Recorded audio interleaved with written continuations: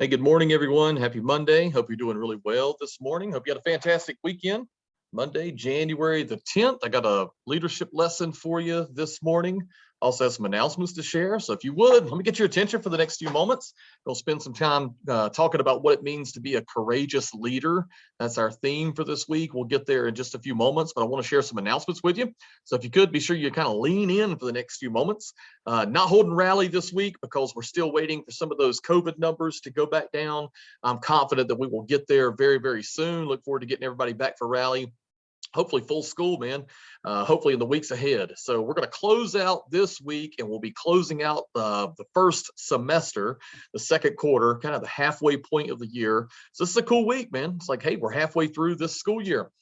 We do have a regular schedule going on today. It's an A day. We have a home basketball game today. Penn Griffin is coming over. We had wins against Jackson last Thursday. Boys and girls got a win on Thursday. So hopefully we can keep that momentum and get some wins today against Penn Griffin. Like I mentioned, the second quarter comes to an end on Friday of this week. You want to be sure that you are monitoring your grades, turning in any missing assignments that you might have, so that your grades could be in good order. You'll be out of school on Monday.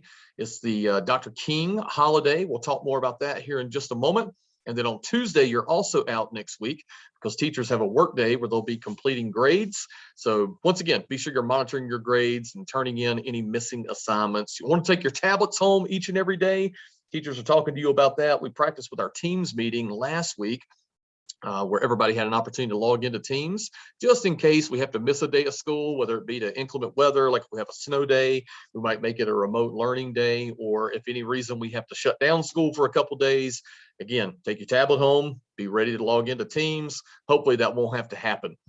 But once again, here we are, end of the second quarter. It's exciting. We just finished week 19, letting you know we're about halfway through, and you can see the point totals from last week. That's right. Almost up.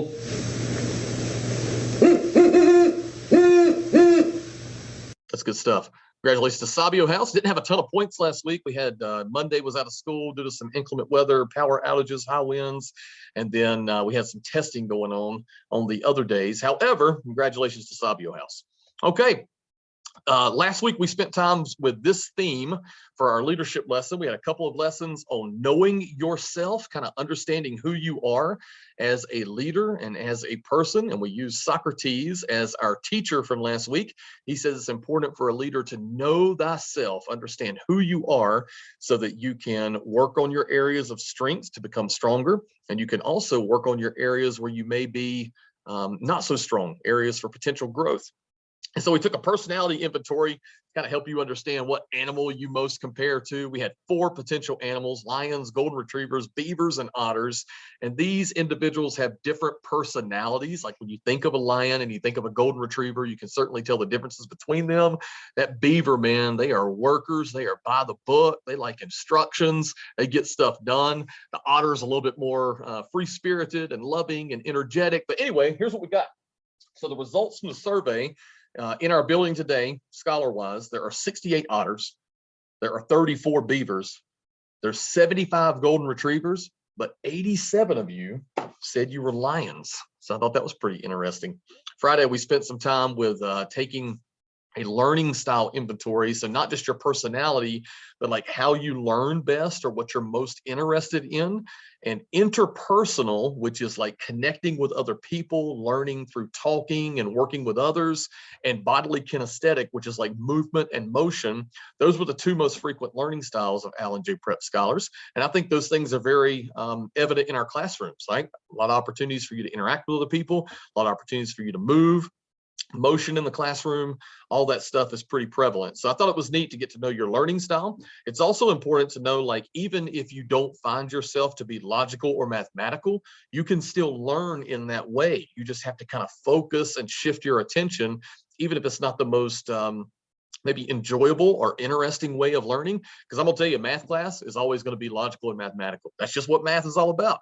So even if you didn't check that line that says, I enjoy going to math class, you can still be a really successful math student, even if it's not your preference, okay?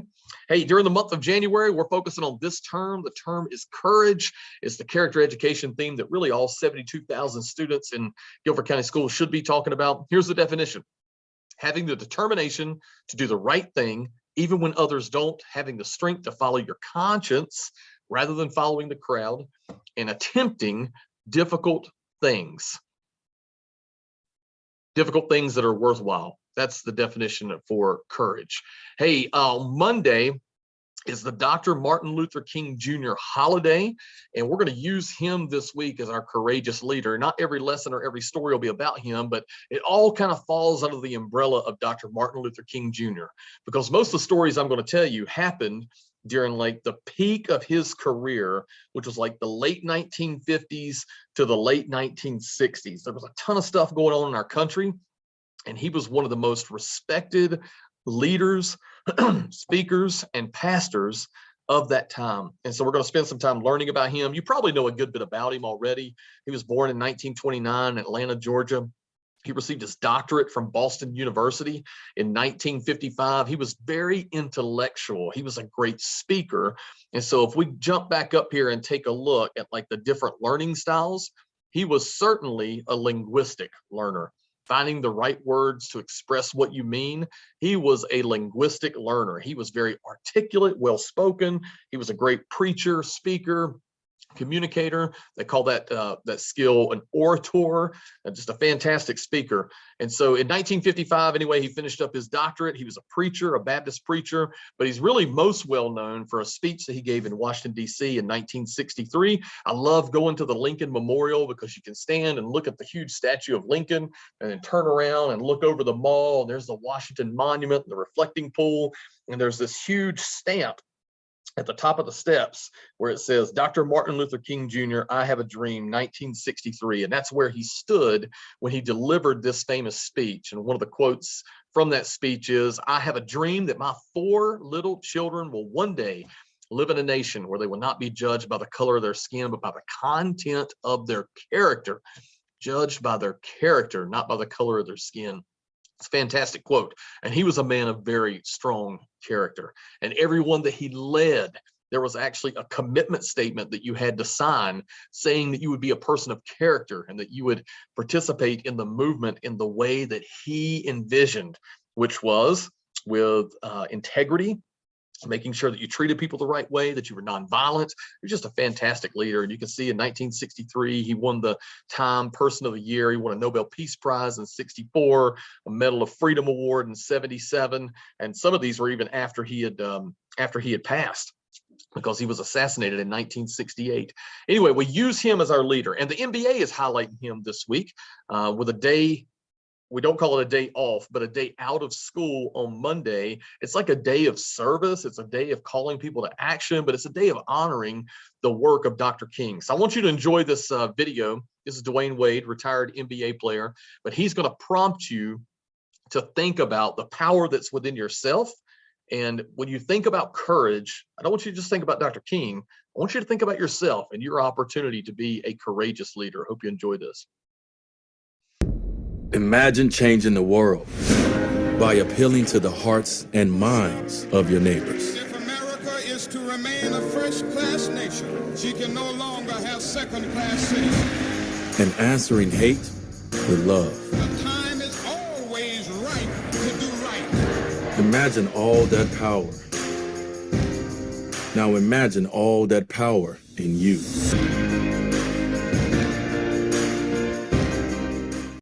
I love that. He's thinking about the power to change the hearts and minds of those around you, and that same power being within you. So Dr. King, again, a fantastic leader, a fantastic speaker, but he showed us how to live a life of integrity and how to live a life that could empower others. And we certainly have the same ability to do that. So the story for today is not specifically about Dr. King, but it is a story that every single person that lives in America needs to know. And I hope that you will remember this story after today's lesson, and I hope that you will kind of keep it with you because it has such a great message of courage and of how our society has changed for the better over the past 70 years. Okay, so the person we're going to be talking about today, her name is Ruby Bridges. You see her at 6 years old, that picture up there on the top left, and you see her relatively recently. She's in her 70s now, but Ruby was born in, well, I'll read some to you. She was born in 1954. Her parents were Lucille and Avon. They had 4 other children, giving Ruby 3 brothers and 1 sister. At age 2, Ruby and her family moved from Mississippi, where they had been sharecroppers. If you don't know what that is, we could talk more about that. They moved to New Orleans because her parents were looking for better opportunities. So her parents were pretty courageous too, to move out of Mississippi into a new city and a new state and give her kids better opportunities. She went to what's called a segregated kindergarten, meaning that it was a kindergarten class for all Black children, and there was another class at another school for all white children. That's the way the schools used to be separated. We call that segregation. But the U.S. Supreme Court had ruled in 1954 that that was unconstitutional and that schools had to integrate or desegregate. And so the decision was made in a very well-known court case called Brown versus the Topeka Board of Education, where another girl named Linda Brown sued the system that Linda had the right to attend an integrated school instead of attending an all-Black school. So here's Ruby. She moves into New Orleans. This law means that she has an opportunity to go to an integrated school, and her parents have to make this decision. Do we send her to the neighborhood school where she may be the only Black student there, the only student of color there, or do we send her to an all-Black segregated school? And her parents made the decision to send Ruby to the new school. Her parents wanted her to have opportunities that they had never had. Ruby's dad was a little bit hesitant initially, but his mom or her mom talked him into it. And so they did indeed send her to the school in 1960. So November 14th, 1960 was the first day of first grade for Ruby. And I want to show you that. And I want you to think about the courage that it took to walk into that classroom, being escorted by sheriffs. Hold your horses now. Wait.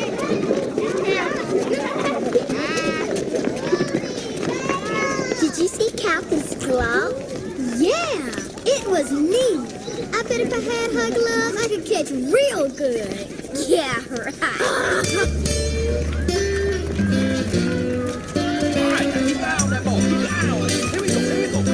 Come on now. All right, here we go. All right.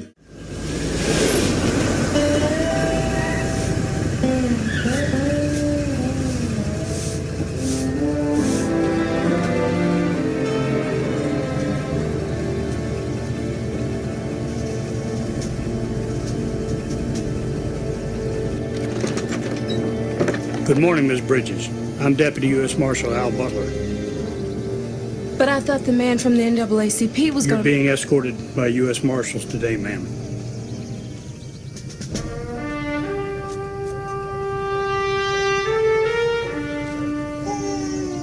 Come on,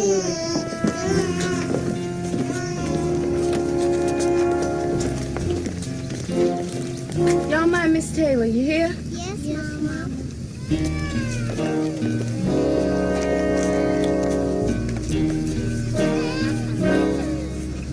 Come on, Ruby.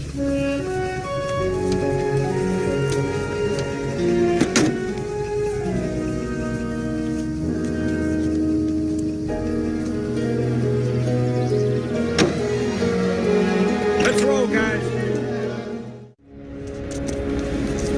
Wait till I open the door before you get out. We'll get behind you. The 2 men in the front car will walk in front of you. We'll all go in the building together. Stay between the 4 of us and do not look back, no matter what happens. Don't look back at the crowd. There ain't nothing going through. I'm late for a medical conference. What? Hey, what's going on here?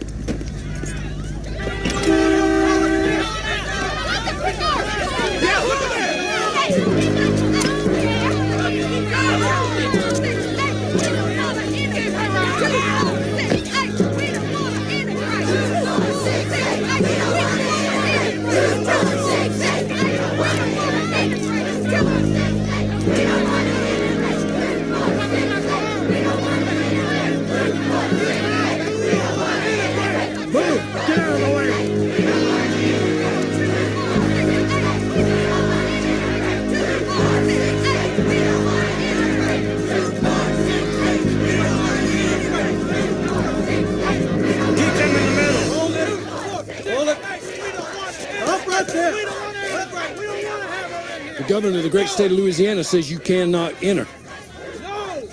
Thank you, sir. The President of the United States says that I can.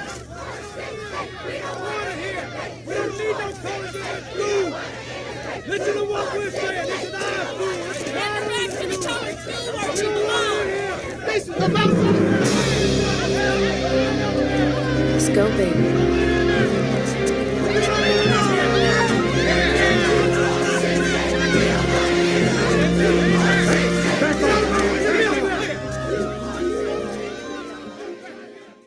You know, I think about the definition of courage, and it talks about having the ability to follow your conscience rather than the crowd. Did you hear that crowd shouting all those ugly things? This is a painting by Norman Rockwell. He was an American artist, and he depicts Ruby Bridges walking into school. That first day, you see U.S. Marshals in front of her and behind her. This is a picture of Ruby Bridges today, standing in front of that painting. I've blurred out. Oh, sorry. Get back to that. I blurred out a couple of things right here where in his picture he put some writing about some of the ugly words that were being called. You can't see it great in this image, but there's like tomatoes against the wall where people were throwing fruit and yelling all these obscenities. You just think about all the hate and the ignorance that was going on then. And here's this 6-year-old little girl, man. She's got her backpack, or in that day, her little satchel, and she is confident and courageously walking into that school building. And she tells a story about walking in and being greeted by a teacher who loved her and brought her in and was one of her, I guess, a learning partner for her. And she tells a great story about how that impacted her life. So we think about Ruby Bridges, and you need to know that story as an American citizen. Hey, as we're thinking about leadership lessons, we're thinking about things that we can learn from Dr. King. And I would say that if he could advise you on 2 things today, the first lesson that he would tell you is to be kind and considerate toward other people. You heard those people in the crowd yelling just horrible things at Ruby. He would teach us to be kind and considerate towards others, not calling people disrespectful names, not saying things to hurt others' feelings, but being kind and considerate. And I think the last thing that he would tell us is to be courageous and take action. So when you think about where you are as a learner today and as a scholar at Allen J. Prep, be courageous and take action. Do the right thing and do things that are going to help other people. So there's your leadership lesson for today. Ruby Bridges, a fantastic American hero, and she certainly demonstrated courage as she was willing to walk into that classroom. You know, that opportunity was given to 6 kids in her neighborhood, and her family were the only family that were courageous enough to go to that new school. So, man, what a trailblazer she was. Hey, guys, Leaders Creed is presented here for you. To give an opportunity, if anybody wants to pause the lesson here, for someone in the classroom to stand and to read the creed, you can certainly do so.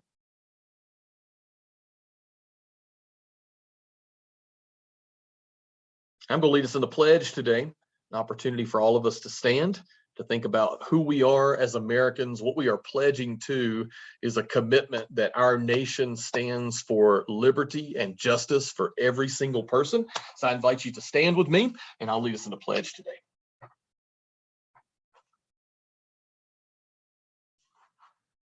I pledge allegiance to the flag of the United States of America and to the republic for which it stands, one nation, under God, indivisible, with liberty and justice for all.